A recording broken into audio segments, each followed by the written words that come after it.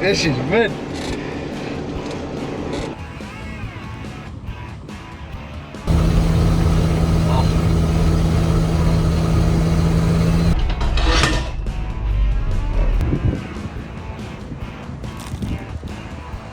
Yeah, just gone. Just lost it then, you see? Here we go.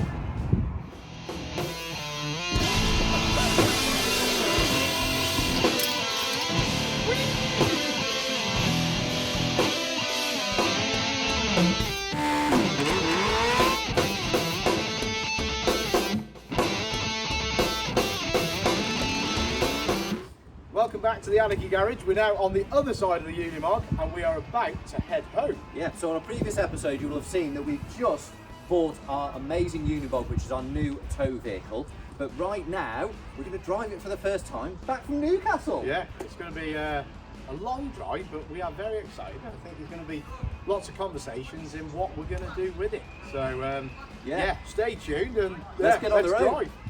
Right, this is mid. Is this the Ejecto Cabo? I think lever? it's the Ejecto Cabo. What we're going to do is we're going to leave the window slightly ajar because there is a lot of fumes coming up the side of the cab here. I got a brand new convoy officer and I only own the key. Oh, we got a seatbelt. Oh. We got a seatbelt. New fan belt.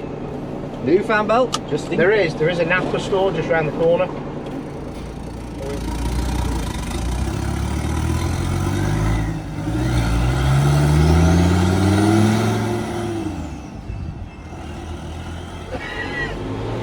Wow, this is going to be quick. Whoa, whoa boy! She's in the reach. Oh, she's on the hair. She's on the hair. She's got a radius.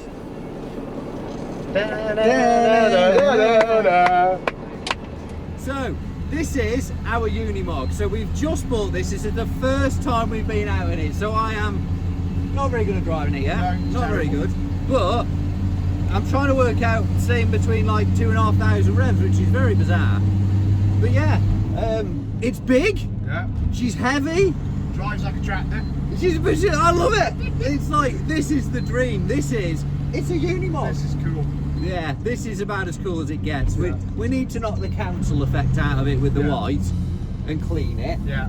But like, this cab's a nice place to be. it's a nice place It's to all be, right. yeah.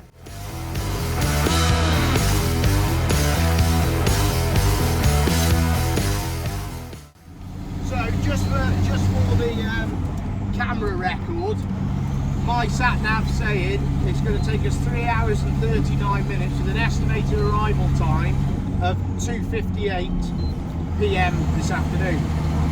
Just for record. Just for records. Oh yeah, boy! Woo! Oh dear. Oh yeah.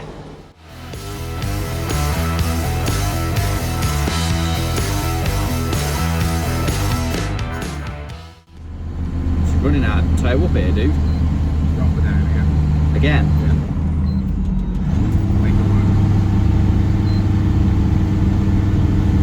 Jesus, dude. Are we going on motorways or? Because this is like silly. Now it's stinking cab. Oh, I like the smell of carbon monoxide.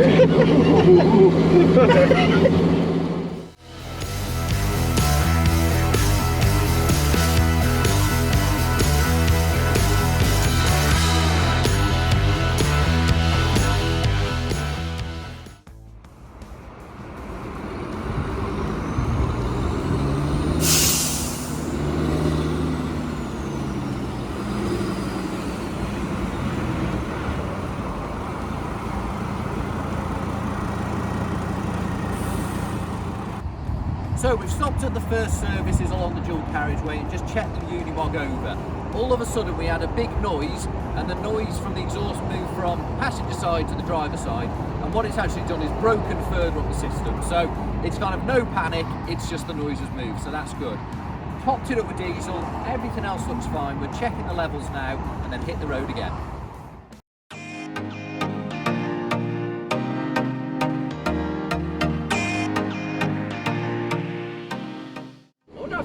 are you doing? I want to know how accurate that is. I'll tell you.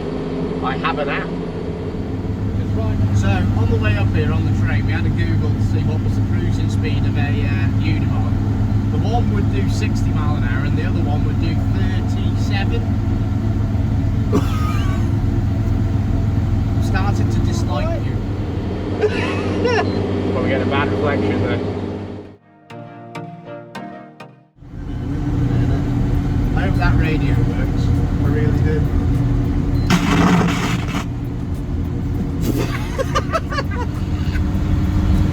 We're currently doing about 10. We're doing about 22 mile an hour. This is going to be a very thrilling drive home. It is. I'll be honest though, I can't accept that this has that little power. Yeah. To me, there's got to be something wrong. Because I'm thinking back pressure from the exhaust, because it has got a blown exhaust. Yeah. Or, I don't know, there's got to be something. It can't be that gutless. 20 mile an hour. I think she needs a bigger turbo. It's just dropped off then, look. Maybe the brakes are grabbing. Look, the power's just gone then. See? Yeah. Okay, so we've just stopped over. She was cooking coming out the services, absolutely going, and all of a sudden it went back down to the low power again. So we're trying to work it out. So we've had a look and we're thinking for the ease of changing the fuel filter and the air filter, we're going to go and get one because these are really common on these. So we're going to go and pick them up, get some tools on the way, and have another go. Eurocar. Yeah, Eurocar parts, hopefully in the direction of home still.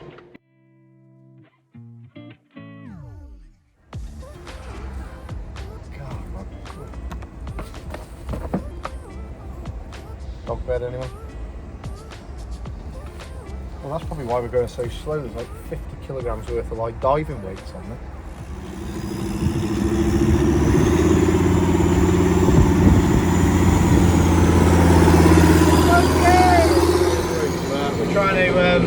We're trying to get hold of a fuel filter and an air filter and just some bits and bobs, but the local factors in the area aren't very good. No, so far we've been to Mercedes, who don't have a diesel filter for a Sprinter, which is what filter is on this.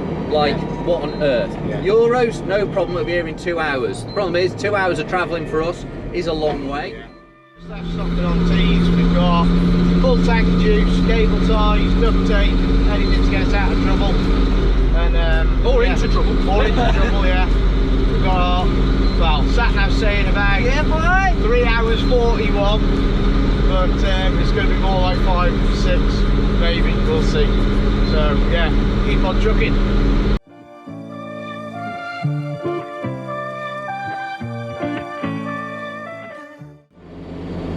Might just be a power thing, like there's plenty of tuning. Something went wrong then. Changed tone, didn't it? Did you hear it? Should blow the exhaust, I think. Dinner time, we're going to eat in the back of the Unimog. Right, we just had dinner and we're playing What's in the Locker. Now, all of these have been locked. We're opening one at a time at every stop now. We've got this one here, so let's see what is in this. Oh my God. Do you know, we have spent the past God knows how long trying to find one of these. Oh, and there's two in here. I think what we're going to do is we're going to open the rest of them and see what else is in here. Brake fluid,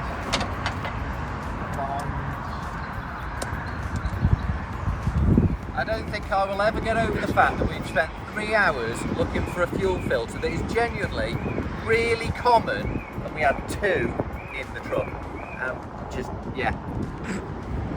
Okay, we have just had a very minor debate about what to do with this, because we now have a fuel filter, we have tools, and we are next to a petrol station, and it's going to get dark in 40 minutes.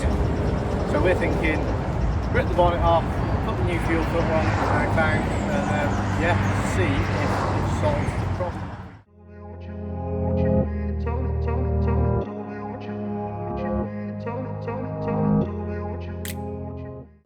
Right, so we've just changed the fuel filter. We've filled it full of fuel as well at the fuel pump, whole 66 pence.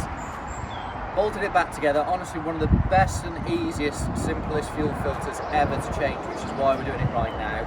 And fingers crossed, it stops throwing itself into a kind of limp mode that we're dealing with. I think we're going to open up the air box, make sure there's not a dead rat or anything in there as well, just because we've got some tools, and then hopefully hit the road.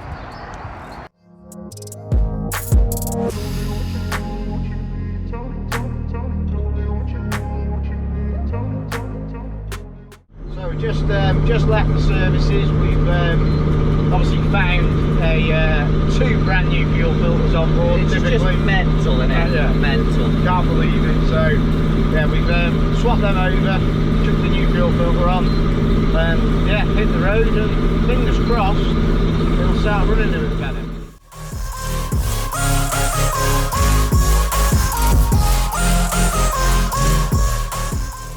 Definitely gets a look. Everyone Does, doesn't it? I think it's one of those because you just don't see them. No. We're getting off, or what do you want to do? Up to you. I mean, we're going to be sitting in this. You think? Yeah.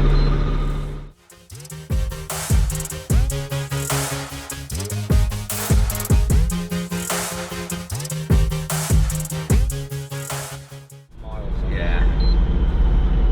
There's not even rolling that, is it? That's just dead stop.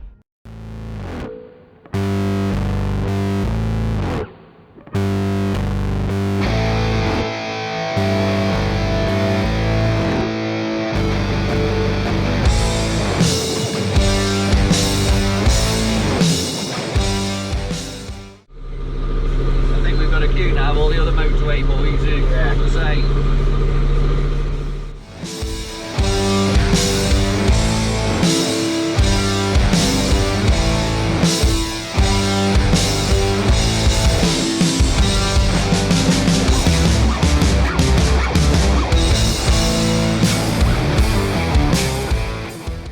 So we've made it as far as Leeds city centre. The traffic is absolutely insane out there, and the Unimog is hating it on the motorways, and there's been a massive diesel spillage. So we thought, rather than sat in traffic, we've checked and we are not using any time off by coming and having some dinner in the middle of Leeds. So that is what we're going to do now. We're going to leave the Unimog right in the centre of Leeds, and yeah, we've got to get some food.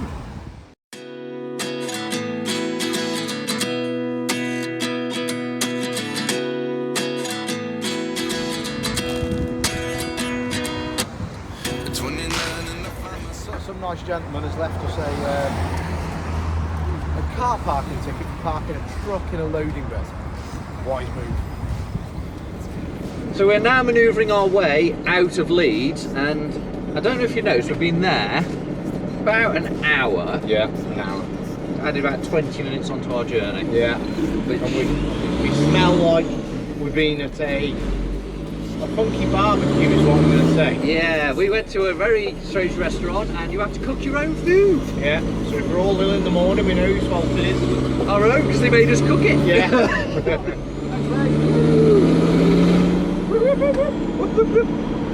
Good flash, where is it?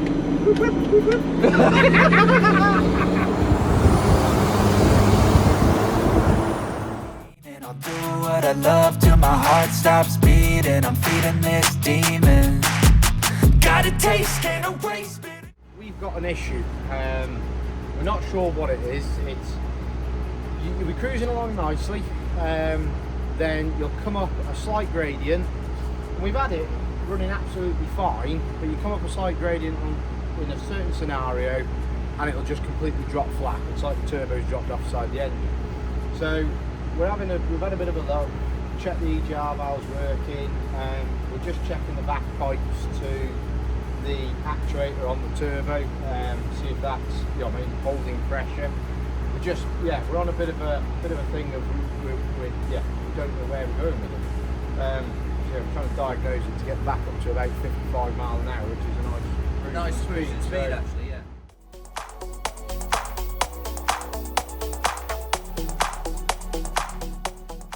Right, great news. Richard has just been through all of the solenoid and vacuum pipes, and they're all holding pressure. So we were like, right, okay, we can roll that out. But he has found a couple of broken wires here, which have been rubbing together, which is actually for the boost pressure solenoid as well. So this activates how much pressure is going through the wastegate. So we're going to try and tidy this up, and fingers crossed that will cure our boost problems.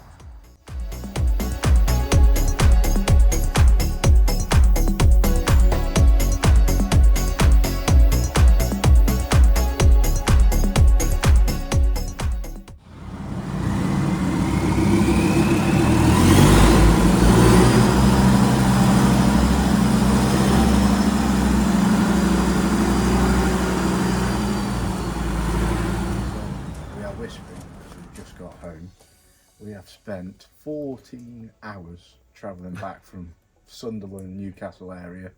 It has been an absolute nightmare.